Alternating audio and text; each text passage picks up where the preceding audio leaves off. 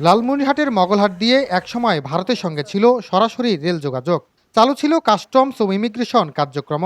কিন্তু ১৯৮৮ সালের বন্যায় ভারত সীমান্তের রেল সেতু ক্ষতিগ্রস্ত হলে বন্ধ হয়ে যায় ট্রেন চলাচল। সময়ের সঙ্গে সঙ্গে গুরুত্ব হারাতে থাকে বন্দরটি। শেষ পর্যন্ত ১৯৯৫ সালে পুরোপুরি বন্ধ হয়ে যায় এর কার্যক্রম। এখনও সীমান্তের দুই পাশে দাঁড়িয়ে আছে পরিত্যক্ত রেল স্টেশন। স্থানীয়রা বলছেন, বিভিন্ন সময়ে আশ্বাস পেলেও চালু হয়নি বন্দরটি। আঞ্চলিক অর্থনীতিকে সচল রাখতে মগলহাট বন্দর পুনরায় চালুর দাবি তাদের। এই স্টেশনটা সংস্কার হোক, এই স্টেশনটা সংস্কার করে আবার নতুন করে এখানকার রেল সেতুটা চালু হোক, আমাদের দুই দেশের সঙ্গে সুসম্পর্ক বজায় থাকুক। পুলিশ এখানে ছিল, কাস্টম অফিস ছিল, এখানে ভারত থেকে যে মাল জামানাগুলো ধরতে কাস্টমে জমায়েত সব বাজেয়াপ্ত হয়ে আছে। এখানে স্থলবন্দর হলে আমাদের মগলহাটির লোক কার্যক্রম চলিল হয়, ভালো চলিল হয় আর কি। জায়গা হস্তান্তর করিয়া যে সরাসরি করবে ওই ধরনের একটা প্রোগ্রাম নিয়েছিল, কিন্তু এখন আপাতত বন্ধ আছে। সরকারের কাছেও দাবি আমরা এইটা মগলহাটের জন্য অস্ত্রবন্দর করি চাই।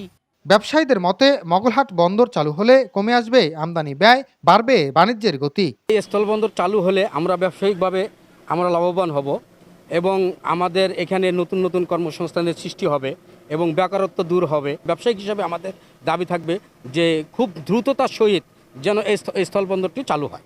বন্দরটি চালু করতে ঊর্ধ্বতন কর্তৃপক্ষকে লিখিতভাবে জানানো হয়েছে, বলছেন জেলা প্রশাসক। মগলহাটকে নতুন করে সাজানোর এবং সেটিকে চালু করার একটা সুযোগ রয়েছে। আমরা এই বিষয়ে বিভিন্ন সময় সরকারের দৃষ্টি আকর্ষণ করেছি এবং আমরা ঊর্ধ্বতন কর্তৃপক্ষের কাছে এই বিষয়ে লিখেছি।